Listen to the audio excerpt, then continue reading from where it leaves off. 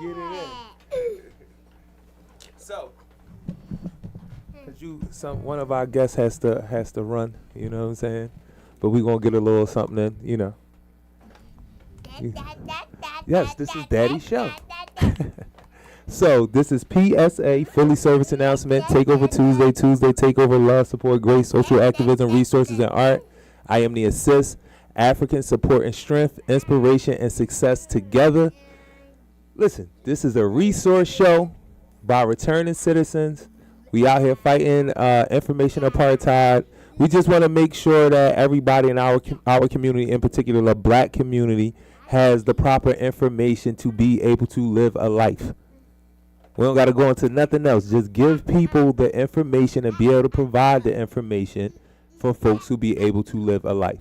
So the folks that we always want to be on the show is folks that do a lot of what we do. And I say we as, you know, Rakia, Carlita, Tanisha, Maj, Stan, Mill, all the different brothers and sisters that be in the community doing this community work at all the different levels that we do it. So it's one of those things where we always want to connect to people and find people in the community. You know, we can find folks from all over and we'll take resources from wherever we can get them from.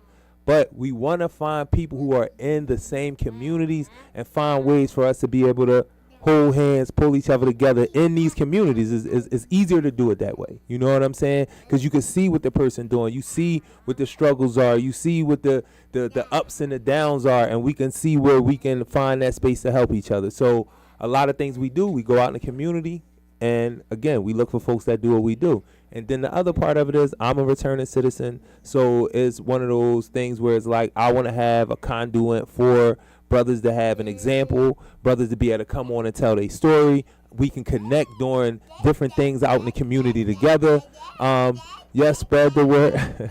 That's my sister right there. Shout out to Vonnie. I'm going to talk to you in a minute. Because for a minute, I wasn't going to look at who wrote it because sometimes I can't see and I don't want to bang nobody's name up. But so this young lady wants to take over the show. So this is the point where y'all be like, is this good parenting or bad parenting? Is this good parenting or bad parenting? No, because she loves it, actually. She loves being on the show. It's the second time I've had her on the show, and she just loves, you know, she see herself, and she knows Daddy's show, and she's celebrating it. But we have a guest, and I don't want to take too much time because I done took a lot of this brother's time already, and he's been very patient. So I'm going to let her mother take her. She's going to go over the joint. I wouldn't usually let guests go over, but, you know, she's going to do what she's going to do. Come on.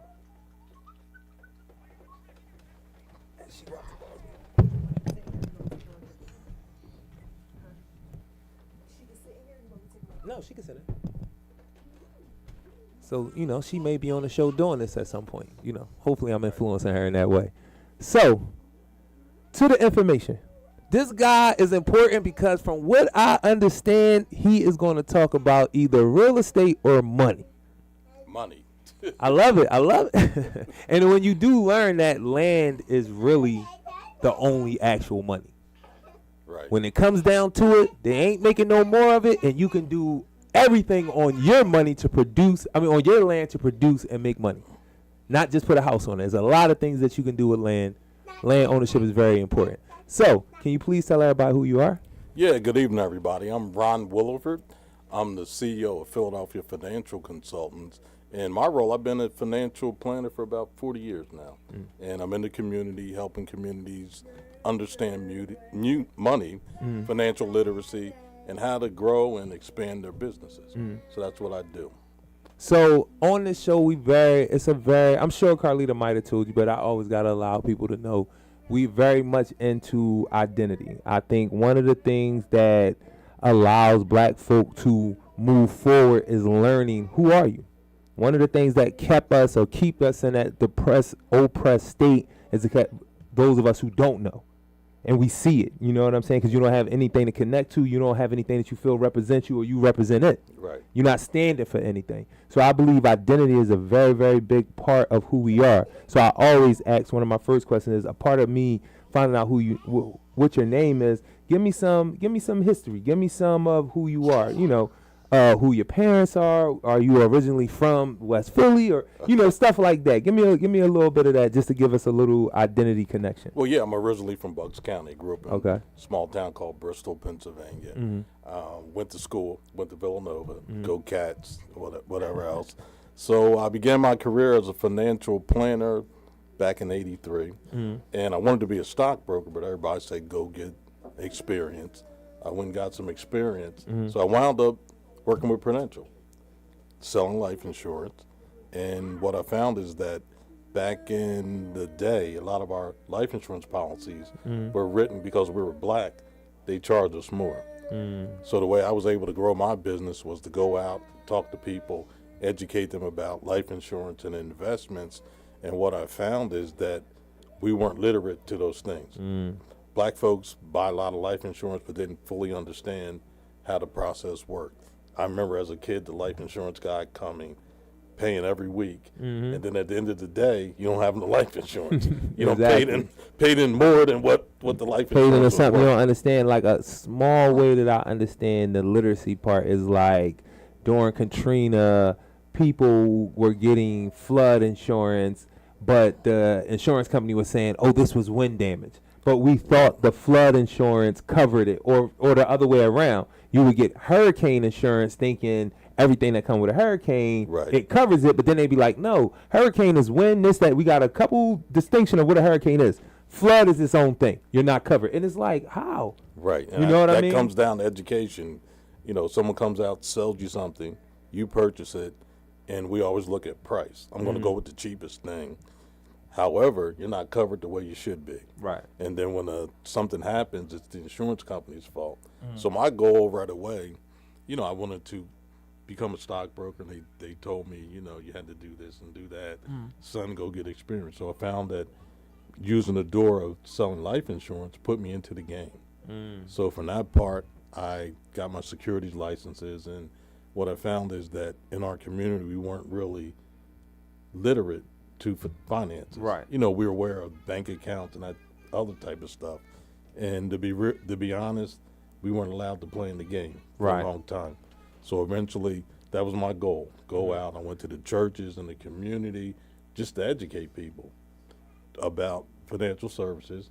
And eventually, I developed my own company. I spent time with other companies, and they just don't market to us and explain to us the way we should. Right. It's all about a sale. I'm gonna drop the 10 grand, and I'm not gonna see anymore. I sold you some stocks but you don't really understand the stock game. Right. So when you lose money, you're looking to kill somebody. I lost money. You didn't tell me that. No, the purpose wasn't to tell for you to know, right. The purpose was to get your money, and then you're on your own. So I began, a part of my practice is to definitely educate people. And then along the way, during the pandemic, we were running into a lot of businesses that were looking for money. Well, we found that they didn't have a business plan. They didn't put together the right resources. So when the pandemic came, you're out of business. Right. You don't know how to do business. You don't have a business plan. You're not being compliant. You're not doing your taxes. So we set up a mission to help those businesses, help them get money, working with the SBA. One of my other roles is I'm the president of the board of an organization called the Business Center. Right. It's the Business Center for Entrepreneurship and Social Enterprise. We're located in the Mount Airy section of Philadelphia. We actually have an online business planning course going now. I work as one of the lead consultants as well as being the president. And if a business touches base with us, we can help them with the marketing, help them with their financials, help them to get some money, help them to get some grants, and just being a resource, to the community. I will be there to see you. One more time. One more time. I love the camera thing. It's like the mirror. I'll be looking in the mirror a lot. This is the same thing. My daughter the same way. I don't know. But this is a LLC. You know what I mean? Right. This is a for-profit business. Although we provide services that will be considered in the nonprofit sector, and I usually work in the nonprofit sector. What I do with PSA programming, that's for profit. And I feel, and I wanted to get this point out too. I'm a big believer in black businesses being just as important as the service providers in our community. Exactly. And that's something I'm kind of not saying I want to marry it, but I want to. A lot of the service providers should be more into as well as you get these grants to do the services. We also should be trying to find some way that we make our own money to sustain these programming. If the grants don't come, they change the amount of money. However it goes, we always have something that's for profit, that's sustainable. So an example that I love to use is it's a brother. His name is Kurt. He has food. He has like food. He has restaurants and stuff. The one that he started was Down North Pizza or Up North Pizza. Okay. He's a returning citizen. Right. So he's been on right. the news. Yeah. Exactly. So familiar. his whole thing is owned, operated by returning citizens. Now that's for profit. But since it's a program in terms of returning citizens and re-entry, people give him money to support the program. Right. You feel what I'm saying? So it's a for-profit business, still growing as such, can sustain itself even if it wasn't getting. But now you're getting resources coming in because this business is a program. And that's kind of how I do this. And when I seen that model, I was like, okay, that's the same thing that I'm doing. So I say all to say I will be coming. Okay. Can you tell everybody the name again? Because I think that's important to a lot of people who aspire to be entrepreneurs, are entrepreneurs, small business owners, so forth and so on. Somebody's in our community that we can go right to, and they understand culturally a lot what's going on around money with us. Yeah, we're the business center for entrepreneurship and social enterprise, and we help you to structure your business, make sure your business is going properly, making sure you're doing business the right way so that you can stay in business. Also, I help folks with setting up nonprofits, 501c3s, and just having the experience of being in business. I've taken those skill sets and become a resource to the community. Well, I got a couple business not ideas but plans that I have folks that's involved, and we want to do a lot of stuff around like co-op type stuff and cooperative economic stuff. You know what I mean? The folks who are working also are owners. You know what I'm saying? Or multiple owners that all work in the business and have other businesses, but we keep these certain businesses that we all buy in together, like helping to be able to structure that as far as boards and doing nonprofit and for-profit stuff. But before I go too deep into that, because I didn't know, I was going to ask about the nonprofit part. Do you do 501cs? What I do want to ask is culture around money for black folk. You know, you spoke to a little bit of that when you were saying how we don't have that education, or we spend, or we think cheap, or we tend to think super expensive is the best thing. You know what I mean? So in your time and being in finances with black folk, right? Give me a little like culture, emotions, like some of the like pitfall emotional things that we're connected to, some of the things that black folk have traditionally done well that we might not know we do financially. You know what I mean? It might be all bad, it might be all good, but tell me some like cultural and emotional things that you know around our people and money. Yeah, I think our biggest thing is instant gratification. We like nice things, we buy nice things, and we'll spend $1 for something nice. The problem is it affordable? We look at budget, and instead of the instant gratification, save your money, and at some point you begin to purchase things and you can build wealth. We buy assets that are depreciable. We'll go buy a new car. Once you drive off the lot, it's dropped 20%. So it's not an depreciable asset. We buy clothing, we buy expensive everything, but we always have a tendency to buy depreciable assets. Depreciable assets, meaning as soon as you buy it, there's no reinvestment value at all. Right, correct? Exactly. As soon as you buy it, the moment you give them your money, it drops in value. Right. So if you have a problem, you go back to the car dealer, that car is worth less. Right. So we don't purchase anything that's going to appreciate. Also, we want guarantees on our money. We put money in the bank, and I want to see my money. I don't want to lose anything, versus potentially investing in the stock market, learning to invest in the stock market. Because if you look historically, the stock market has outperformed any other investment. And also understanding that even with the ups and the downs of the market, you learn how to invest in the market. We think it's a gamble, and it's not. You look at Apple, you look at Tesla, you get all these companies. At some point, they started. So if you bought a share of, let's say, Apple for $1 a share, $10 a share, now it's over $1,000. So with one share, you're building wealth. So imagine the multiple effect. And then you have to save dollar cost average, purchase shares, and when shares are down is when you want to purchase more. If you're looking at the suit's on sale, you're gonna go buy as many as you can. Right. So you gotta have that same mentality, same mindset. Got you. Cause I and it's funny cause each one of those things I can point to, like connecting it to what we deal with in terms of oppression. So if you say, and I did want to ask this question too before I go to that. Saving. I've heard people say you can't save yourself the wealth. That's a myth that black people been taught. Yeah. True. Yeah, you got to buy, like I say, you got to buy appreciable assets. Right. That will appreciate in value versus savings is temporary. You know, it's an emergency. You put away a certain amount of money. If the roof blows off, you got the money to pay for it. Right. If the car needs repairs, you have the money to pay for it. Me personally, when I purchase a car, I wait for a car that's 3 years old.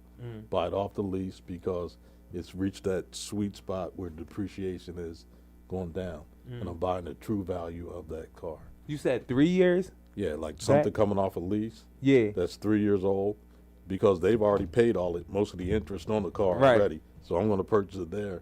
And you look at most cars after 3 years, the type hasn't changed, the body type. Right. So, you know, why would 3 I years. go buy a brand new car? Uh-huh. You know, I'm paying all this interest and whatever else, and you know, that's just been my philosophy. No, that's a good joint. That's one of them jewels that we need. Before I go to the connection with like oppression and stuff, I do want to ask this. Tell us like 3 appreciable, if I'm saying it right, I'm probably not, appreciable assets that you should be thinking about buying. Well, first and foremost, stocks. Stop. You know, learn to play the stock game. Real estate is a given winner. You know, someone's always going to need somewhere to live. Somewhere to live. You know, they're going to need real estate. And then you look at things like precious metals, gold. You know, it's always going to be some value, even though our dollar isn't backed by any standard. But gold is going to be a hedge against inflation. Also, if you're looking at stocks, you want to buy utility stocks.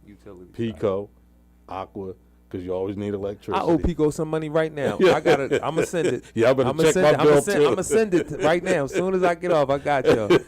Don't clip me. Yeah, so I you know, we need to look at more appreciable type. Nah, definitely. The connection that I said the thing about savings, but one of the things about the like buying things like the cars and the clothes and the jewelry and the loud shit and the I know that's connected to the not having, you know what I mean? Yeah, I know that's connected to, you know, our society tells people material things make you a person. And this is one of those good segues into telling you that's not true.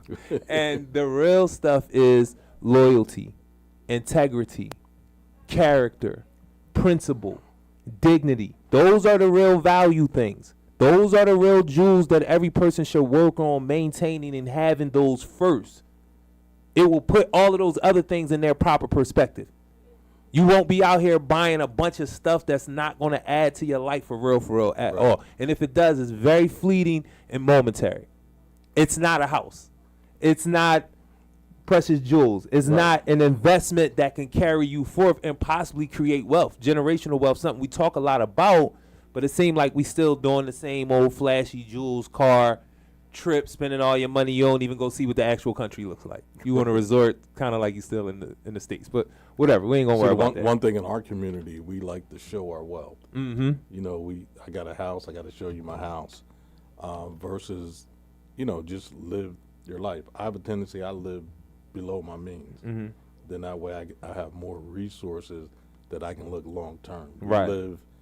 We live for what we have right now, but you know, part of appreciating wealth is looking long term. You know, do you have a retirement account? Do you plan to retire? Do you have a 401k? Do you have those type of assets as well? We about to have some. I'm about to definitely call my brother Zane. He is he's a community lawyer, but he's also very much a business lawyer. So I'm definitely about to get on the phone with him. I'm gonna send him a bunch of stuff that I plan on doing with me and my brothers in our community. But I'm definitely going to tap in and. Yeah. But again, tell them, because this is really important, and I like your approach. Like, sir, a lot of the financial people I talk to, they be seeing kind of high strung, and it can be a turn off a little bit. I know you genuine with it, but they seem a little. If you just do it like this, and it's like I know what you're saying, but it's like the approach. Right, I don't feel comfortable, Yeah, and you gotta feel comfortable. Black folk gotta feel comfortable with their money. Right. Yeah. See, I'm independent. Right. So a lot of the brokers you run into are working for a company, and they have to meet a production number. So it's not about listening to what you have to say. It's about meeting that number. Right. So that's a different approach. Me, if you got $1, I'm willing to work with you. Yeah. And we got a lot of. I'm gonna get with you, man. For real, I'm gonna get with the brother. And I just like talking to a black man about these type of things, man, because we all have our different issues with finances, cultural stuff, about your self-esteem, how you spend your money and what you do with your money. There's a lot of different things, that scarcity mindset that's bred into us in a lot of ways, that fear, that thing about I got to keep seeing my money. Let me see my money. Let me see my money. It's like, now you got to let this shit work. You know what I'm saying? Yeah. But I appreciate being able to talk to somebody, and I'm big on this because I know that you learn better when it's somebody that understands your experiences. Right. So even though we may be brothers that come from different geographical places, we deal with a lot of things similarly as black men, good and bad. Right. Yeah. So anything that I can talk to a black man about, not saying that I can't get that information and learn it and take it in from anybody else, it just flows a little better. It's just a better connect, and that's with everybody. A black woman would tend to learn better because they're the same experiences from another black woman. So I feel real comfortable with bringing like my brothers to all come to the office and just like lay out a lot of the things we doing and just it's one of the, I learned through conversation. So it's like just start running it down to us. We'll take notes. However you guys, I'll call you, set up, the day that we can come out. And I got some young brothers with me. We just gonna come out and get some things situated in real time. I think it's easier to learn sometimes, showing people, look at the PDF, look at the paper. Yes, I want you to learn that. But sometimes if we could just come, six of us sit down, and you like, listen, bros, like this, and this. Y'all got that? This, and this. And then here go the paperwork. Y'all follow up on me, later. Right, you know what I mean? So I'm going to try to put that together. The other thing is, and I know she probably think I forgot, funding day. We have a funding day where we get a funding call, if I'm not mistaken, but it's a funding day when we get on and we allow you to know all the different programs we got, and you could tell us whether basically you want to invest in it or not. It really comes down to that. I'm not even going to say donation. Right. I could show you what the program is. So we have a solar ag lab that we do. We teach young folks coding and engineering through irrigation. So they learn a level of coding and all that about irrigation systems, how to water your farm, how to create watering systems. We also teach solar panels. Just this past Saturday, we were teaching young people how to make a solar cart. So these are things that we're bringing to our community, basically putting them on the forefront of STEM and what's going on around environmental justice. And if y'all pay attention, that's the next thing that's up. Violence, that whole thing is dissipating, even by the numbers, 40% down over the summer. It was a very good summer, just like I predicted. Right. Anybody that was around me know I said it. People died, and we never want nobody to die. But considering what's been going on, this was a good summer, and I don't think y'all really paid attention to that. So pat yourselves on the back, not the police. I'm just being honest. It was the community folks and these people in the community getting at their people. The parents, some of the parents y'all think ain't doing nothing. It was a bunch of people behind grief and pain, but they went out there and they did the work, and this is what we got. So the next thing that's going to be on is how do we take care of our environment? How do we become more self-sustainable? So that's one of the programs that we have. And we teach about like land sovereignty. We teach about environmental justice, restorative justice. And we have another joint with the Village Restoration Project. And we teach young folks about research. We teach them how to be restorative justice facilitators, how to organize using circles. So we got a variety of different programs. We have a Black Women's Town Hall at the Healing Station. Carlita runs that. Carlita basically runs the Healing Station with Tanisha. I'm definitely a partner. I'm there for whatever they need. but it's a woman-ran center because I feel like you know, and I'm sure you know, the women are our center, the center of our community. Us as men, we need to maintenance that power. Right. So if those women have something, it's going to be welcoming to everybody. You know what I mean? So that's a lot of what we do there. So that funding day or call, as my sister says, is like, she said it was like a donation. We'll lay out all of our programming and you say what you want to donate to, but I'm going to call it an investment. It's an investment call because we're investing in our community and our babies through education and training.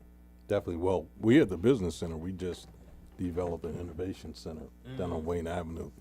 We have a health and beauty cohort in which if you're manufacturing products, we'll have a wet lab. You can come in and manufacture your product.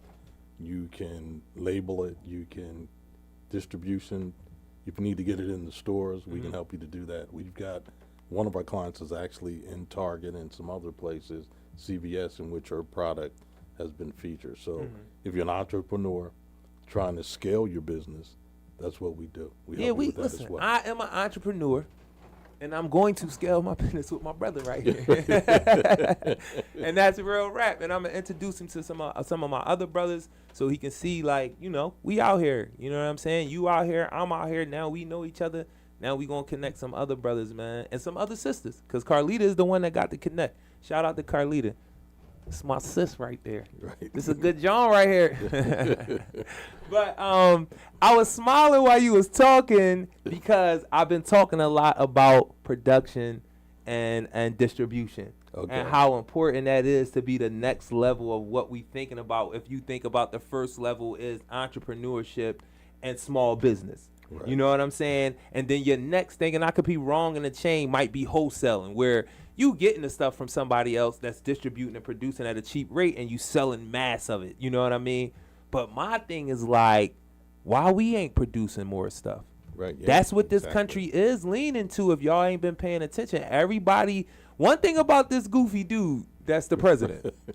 And I can do whatever the fuck I want now because I probably didn't say this, but I'm a returning citizen. I'm sure I did say it. I have a felony. I'm on parole. The president has some felonies and some shit like that, and he's the president. So y'all better leave me and everybody else that's coming from them places the fuck alone if he could become the president. So with that being said, one thing that I do know though, the business shit is about to be like the Wild Wild West.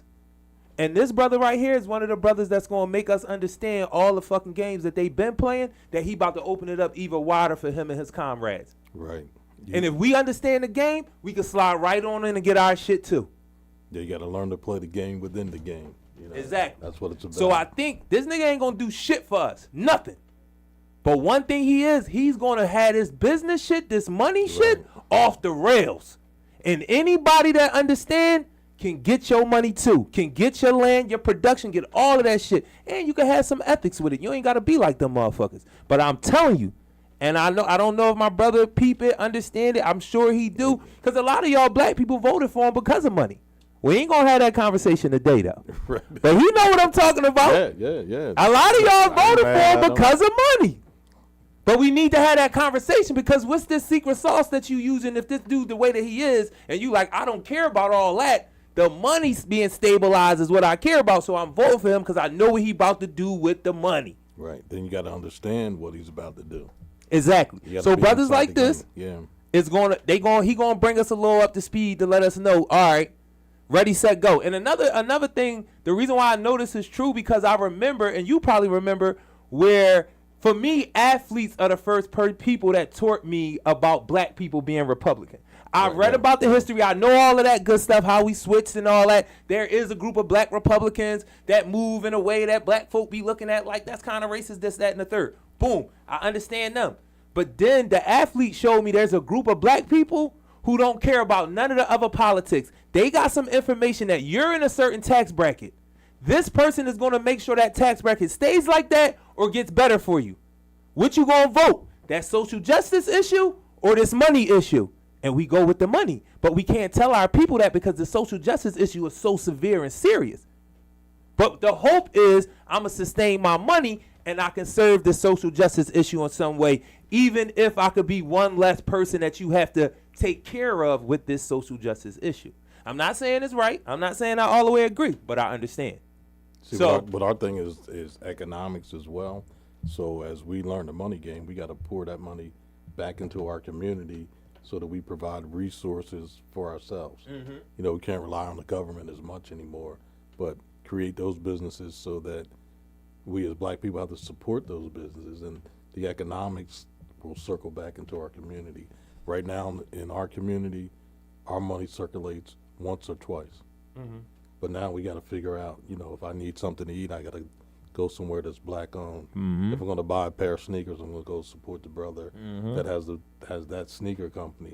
If I'm going to buy a purse, I'm going to go support the brother that has that, because he's going to be a part of our community, and he's going to pour that money right back into the community. exactly. That's the big thing, is that the economics piece of it. You can make the money, but what are you doing with it?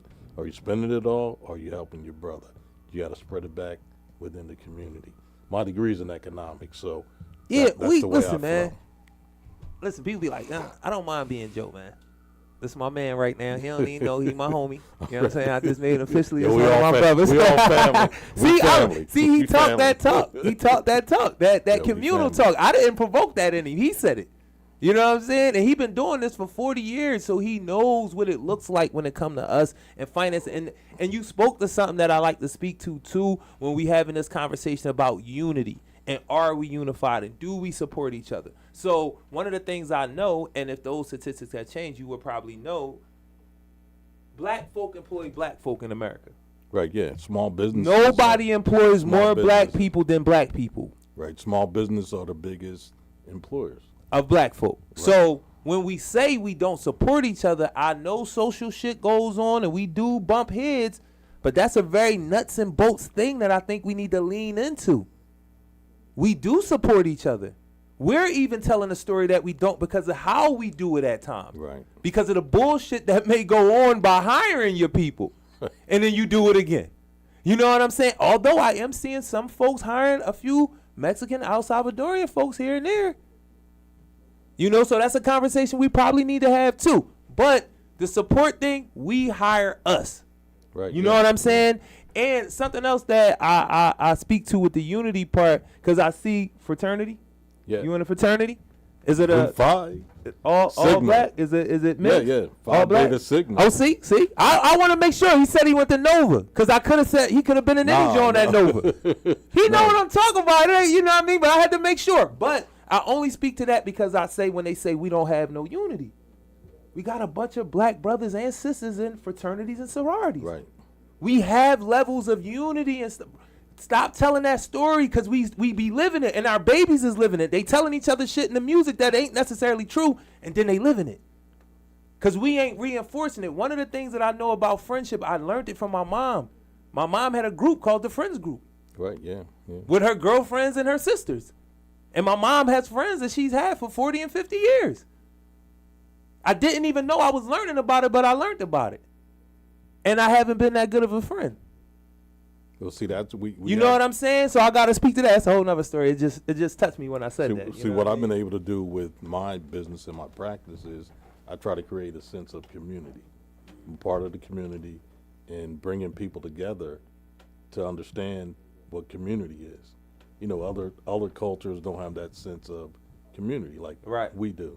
And we talk about social capital. That's a sense of community. Your wealth is your social capital. Who do you know? What do you know? And how you can grow that network. Nah, definitely. So I am definitely overtime. I had to, he let me do a little bit of that because we got a great guest. You know what I mean? One more time, please let folks know who you are, where they can find you. Okay. Social media, website, brick and mortar. Yeah, I'm Ron Willowford. As I mentioned, I'm the CEO of Philadelphia Financial. Also, I'm the president of the board for an organization called the Business Center for Entrepreneurship and Social Enterprise. You can find me on social media. I'm the financial OG. It's, I like it. THE_financial_OG. And also, you can find me at Philadelphia Financial. I'm on all social media.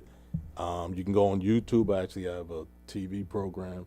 It's called Let's Talk Money. If you Google Let's Talk Money with Ron Willowford, you'll see a couple of the videos that I've done on I'll be there. Financial planning, tax planning, Also, part of my business is tax planning, and my approach is to teach people about the tax structure, as opposed to, in our community, we want to know, do I get a refund? But you know, there's different things in the tax structure. Right. I also do a workshop on from side hustle to business. You know, teach the different business structures, and I just try to keep it simple, keep it in layman's term, where you can understand what I'm talking about. Listen, y'all, this brother gonna be back on the show. I'm gonna definitely tap into him in real time, probably before the week is out. You know what I mean? I definitely appreciate the approach. That's something that always stands out on me. Understanding when I be telling people all of the money got blood on it, is just how you're dealing with it. That's why I said those internal riches are so important, because we dealing with stuff that's not that great, and we gotta make it into something great. Right. And money is the same thing. And if you don't have no moral compass, it's not going to be that great, no matter how much you get. We see it all the time. And that's the reason why, because we don't have those internal riches, we willing to sell ourselves for this shit at a level where you can't come back. I'm sorry, your mom can't even bring you back. They can't pay you back. Some of the things that we do, selling our soul for money and things, because we don't already have those internal riches, you can't come back from it. Right. You know what I'm saying? You just can't. You can't fix it. Some things you break, you can't fix because you shatter it. Ain't no fixing. And money is one of those tricky things that have us doing some wild shit. So, I'm definitely going to have my brother come back on. I'm going to definitely be tapping into him a lot. Shout out to Carlita. Thank you, Carlita. This was the one right here, like, Thank for you. real. And it's very apropos, because my whole conversation right now is, where is the money? Right. And everybody around me is asking the same question. And mine is, let's talk money. There you go. So it match up. So again, this is PSA, Philly Service Announcement, Takeover Tuesday, Takeover Love, Support, Grace, Social Activism, Resources, and Art. I am the assist, African Support and Strength, Inspiration and Success Together. Shout out to all the cannons, Nick, the Queen, Mile. I love black people.